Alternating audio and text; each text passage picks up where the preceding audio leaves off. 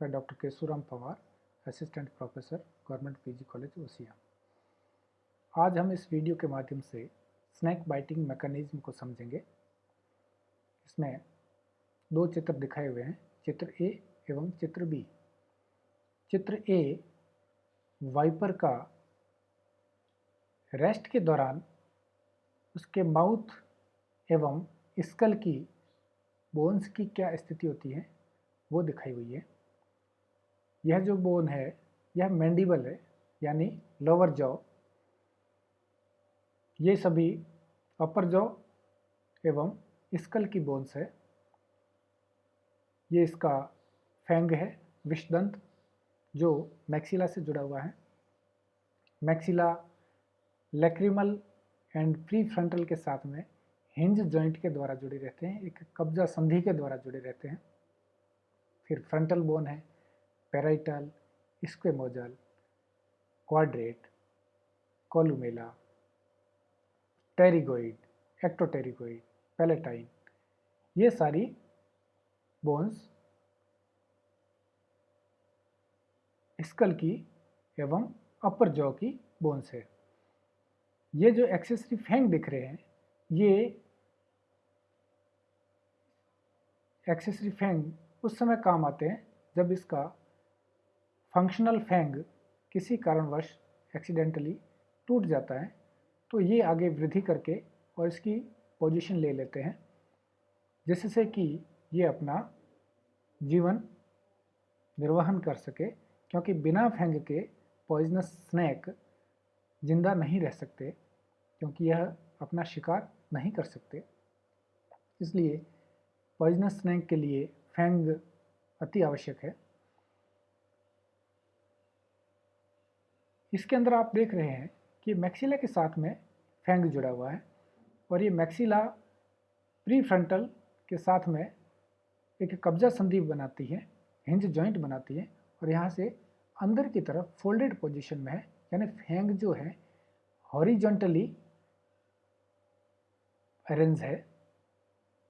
जबकि यह जब काटने की स्थिति में आता है तो यहाँ से घूम करके बाहर की तरफ आ जाता है और सीधा हो जाता है। लेकिन कोबरा के अंदर यह हमेशा सीधा ही रहता है, हमेशा काटने की स्थिति में ही रहता है, सीधा उसको करने की आवश्यकता नहीं होती है। आगे हम चित्र बी के माध्यम से समझेंगे कि जब वाइपर स्नैक किसी को काटता है तो उस समय उसमें कौन कौन सी मसल्स किस तरह से काम करती हैं कि उसका मुंह खुल जाता है, फैंग सीधा हो जाता है और विक्टिम की बॉडी में पॉइजन इंजेक्ट हो जाता है।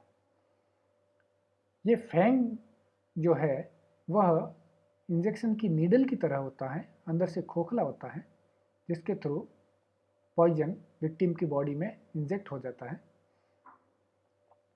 स्क्वेमोजल एवं मैंडिबल ये आपस में डाइगैस्ट्रिक मसल के द्वारा जुड़े हुए रहते हैं।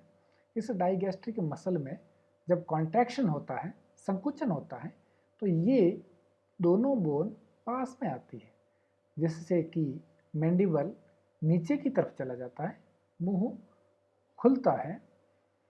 ये दूसरी जो मसल दिख रही है एंटीरियर टेम्पोरलिस मसल, इसके अंदर रिलैक्सेशन होता है, जिससे यह मुंह को खोलने में सहायक होती है।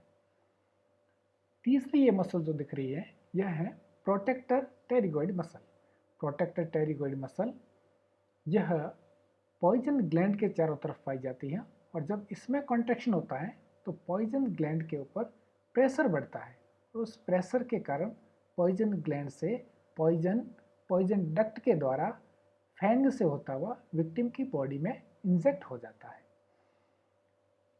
प्रोटेक्टर टेरिगोइड मसल एवं डाइगैस्ट्रिक मसल, इन दोनों का कॉन्ट्रैक्शन एक साथ होता है, साइमल्टेनियस फंक्शन होता है, और जैसे ही इसका मुंह खुलता है तो यह पॉइजन विक्टिम की बॉडी में इंजेक्ट हो जाता है। जैसे ही ये मैंडिबल नीचे की तरफ हुआ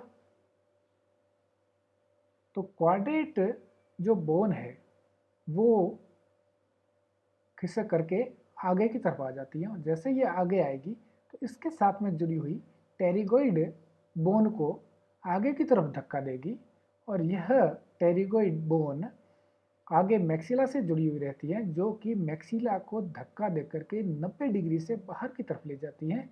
यह मैक्सिला यहाँ से हिंज जॉइंट के द्वारा जुड़ी रहती है, जिससे ये घूम करके बाहर की तरफ आ जाती है और फैंग सीधा हो जाता है, इरेक्ट पोजीशन में आ जाता है।